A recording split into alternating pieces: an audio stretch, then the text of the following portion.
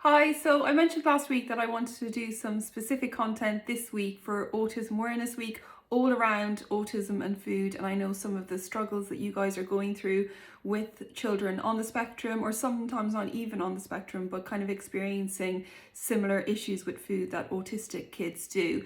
Now, you sent me in so many comments and messages about things that you'd like me to cover. It's obviously so difficult to cover it all, to talk about everything, because it's such a massive subject. There's such a wide range as well of experiences that people have. So some people have children with kind of mild issues with food, some have very severe.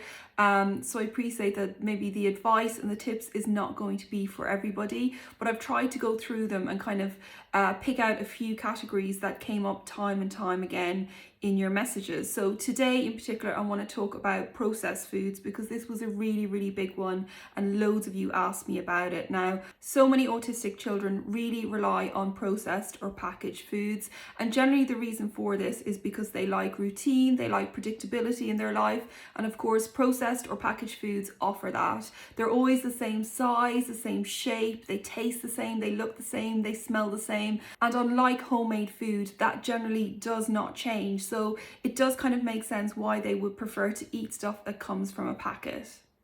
And a lot of you parents have said that you're kind of looking to move away from those processed or packaged foods and kind of transition your children onto more homemade and nutritious alternatives instead. So I'll give you my tips for doing that. So first up is the packaging. I would recommend that when you bring those foods into the house, if possible, remove the packaging, because children will start to associate, say, those chicken nuggets with that exact packaging. And if you're moving on to homemade varieties or even more nutritious packaged varieties, you don't want them to kind of see the difference in the packaging. So say with frozen chicken nuggets, when you take them home, remove them from the packaging. They may be an inner bag, like a plastic bag, that you can put that straight into the freezer. You could maybe cut off the cooking instructions and keep them separately, or sellotape them onto the bag. But if possible, don't let the kids see the outside packaging, and definitely don't let them become reliant on just having that exact brand. The next tip then is about making those homemade alternatives. If possible, you need to try to replicate the processed one that they love. So you need to try to replicate the size or the shape. So when it comes to chicken nuggets, there's no point, for example, making a whole chicken burger or a bigger chicken goujon. You really need to replicate the size and the shape of the processed food that they love. So my third tip is about getting some added nutrition. So if you're going to make some homemade varieties, it's really great to use that opportunity to add in as much nutrition as possible into your child's diet. So for example, if you're trying to replicate chicken nuggets at home, you can of course use breadcrumbs, there's nothing wrong with it. But if you want to use maybe a wholemeal breadcrumb, that will add a little bit more fiber to their diet. Or you could use some ground almonds for the coating instead, which are super nutritious, full of healthy fats. Or you can even mix the ground almonds with the breadcrumbs for kind of a 50-50 coating instead.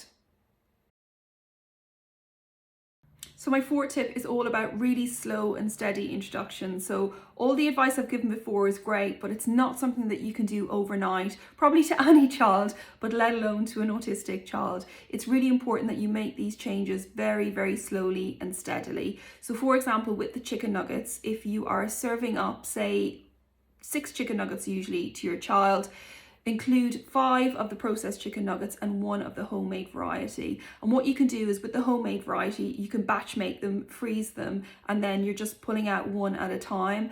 It just makes it a lot less stressful, and it's not going to induce loads of anxiety in your child because they have a whole plate of new food.